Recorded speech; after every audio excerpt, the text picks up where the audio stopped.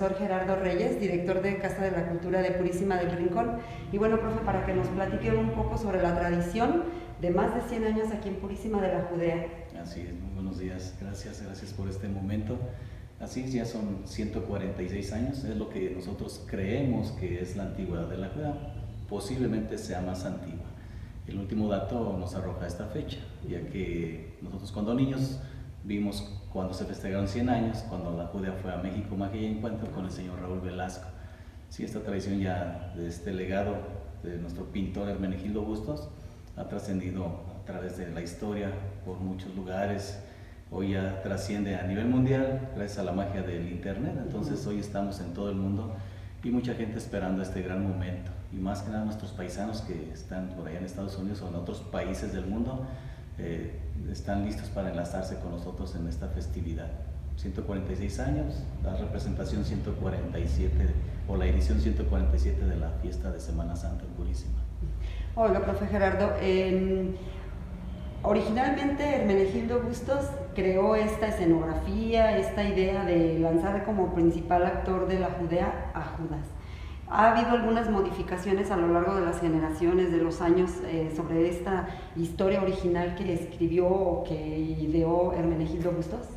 Yo creo que en su esencia permanece como tal, y creo que sí fue una idea muy marcada, muy clara del párroco de ese tiempo junto con Hermenegildo Bustos, ya que él era el campanero del templo y sacristán, entonces él tenía mucha relación con el párroco y creemos que esa idea se la plasmó, se la dejó muy clara el párroco de ese tiempo, Hermenegildo, y él con sus ideas que tenía, siendo un creador de cultura, pues plasmó esto con estas máscaras. El origen lo conocemos de siempre, el teatro griego, el teatro utilizó las máscaras, entonces esta faceta de nuestra tradición es máscaras, utilizar máscaras para esta representación, ya que es un teatro en vivo, un teatro de calle, es un teatro popular que transita por las diferentes avenidas de la ciudad.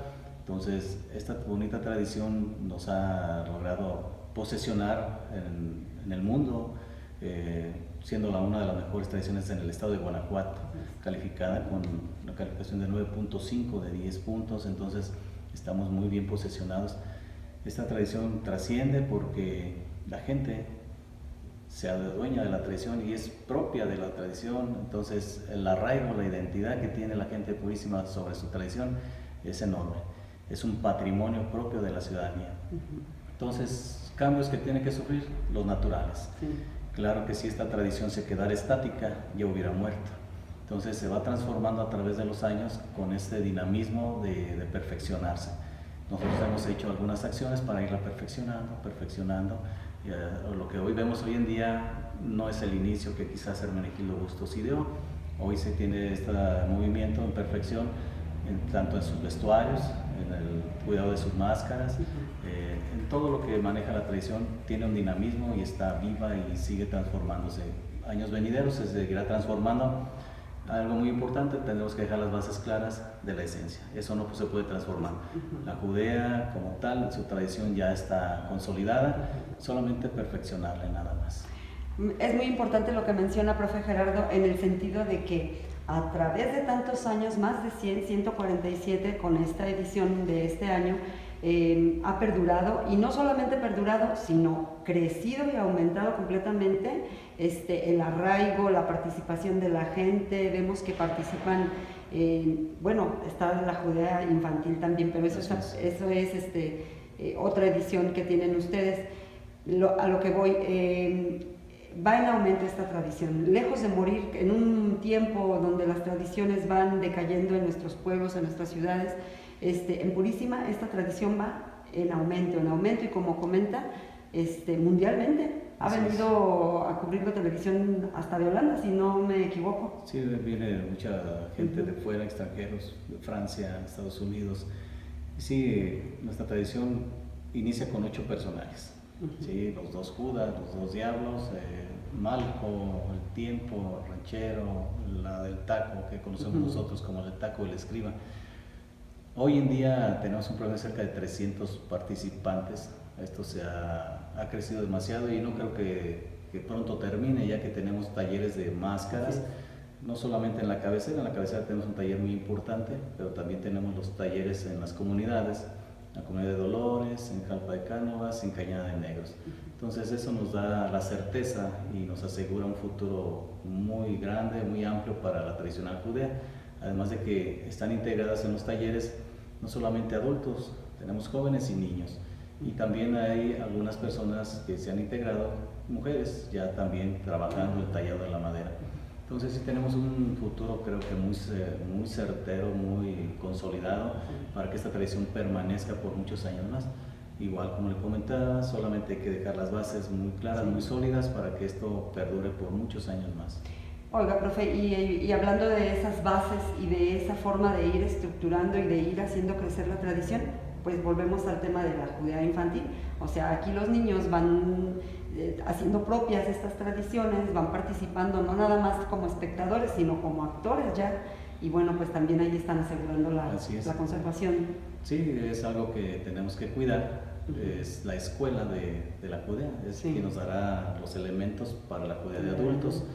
Sí tenemos que cuidar esa partecita, ya que en cierto momento se ha relajado un poco y tenemos un poquito más de diablos que deberíamos de cuidar, porque quizás el día de mañana esto nos pueda abordar en la judea de adultos, pero siempre tenemos ese cuidado de ordenarlos, de decirles qué hacer. Entonces, los encabezados de estas judeas infantiles, porque no solamente es una, sino son 3 judeas infantiles, les hemos pedido con esas ganas, ese ánimo de que sí ordenen a los niños, que les digan qué hacer, aunque ellos ya lo saben porque ven la judea de adultos y quieren participar. Pero sí, de cierta manera, tendremos que conservar ese orden para que las cosas sean en bien de la tradición, porque al final del día esos niños estarán el día de mañana en la judea de adultos y si queremos que sí hagan las cosas como deben de ser, ¿sí? Ordenados y participando como tal. Uno de los libros de Raquel Tibor y Aceves Barajas, y precisamente en el de Aceves Barajas, que escribió a Hermenegildo Bustos, menciona que Hermenegildo Bustos, cuando reunía su tropa de soldados y judíos, no permitía el acceso de los niños, porque no tomaban las cosas con seriedad. Entonces, de cierta manera, pues también seguimos esas características. No podemos permitir que los niños estén en la judea de adultos por la forma de la intención de lo que hay que hacer. Quizás ellos lo vean como una diversión, un juego, y nosotros ya los adultos lo vemos como una cosa ya muy importante, muy seria, que tenemos que representar. Entonces, llegará el momento que ellos participarán en la de adultos, solamente hay que enseñarles qué hacer. Oiga, profe, ¿hay algún entrenamiento especial, alguna capacitación especial para los actores, tanto adultos como niños? Para algunos de ellos sí, para algunos, no uh-huh. Todos los personajes se les indica qué hacer, hay ensayos previos con el grupo de la sentencia para lo que es la escenificación del beso, para los judas lo que tienen que hacer cuando están participando con ese atuendo, pero no a todos. Los demás ya lo van viendo en el momento del desarrollo, que es muy sencillo, no hay mucho trabajo, todo representado solamente en movimientos, no hay voz. Entonces eso es lo que tenemos que cuidar solamente, y algunos que se tienen que hacer son los judas, nada más. ¿Cuántos judas participan? El primer día son 3 personas que hacen el cambio del judas, porque son los de mayor movimiento. Sí, los de blanco. El judas blanco, sí, el apóstol, judas la triste que le conocemos. Sí, ya el día jueves hay un promedio de 5 a 6 judas que se tendrán que cambiar, o 6 personas que utilizan el atuendo de judas, igual porque es muy cansado el momento, correr y regresar. Y el día viernes tenemos un promedio de unos 4 y más el que se ahorca, sí, pero son momentos muy ya definidos, ya muy estructurados en el orden de los recorridos, en qué lugares hay que hacer los movimientos, los cambios. Algo que tenemos ahí muy importante que queremos siempre marcar. Los periodistas en muchas ocasiones nos piden nombres de los personajes de los judas. Es algo que nosotros cuidamos, siempre tener esa parte del incógnito, quién fue o quiénes eran los judas. Es algo que se queda también para la parte de quién serán los personajes que están participando o las personas que están ahí. O cómo los eligen. Sí, ya al siguiente día pues algunos nombres se dan a conocer, pero en esos momentos permanecemos en la parte del anonimato. ¿Quiénes son? No sabemos. Para darle un poco más de misterio, sí, para darle un poco más de... Oiga, profe, ya por último, bueno, pues la esencia en sí, ya por último, profe, es la traición. Es el pecado, es el principal actor aquí, volvemos a lo mismo, es Judas. ¿Y qué está representando esta Judea en sí? ¿Qué nos dice? ¿Qué nos transmite a final de cuentas?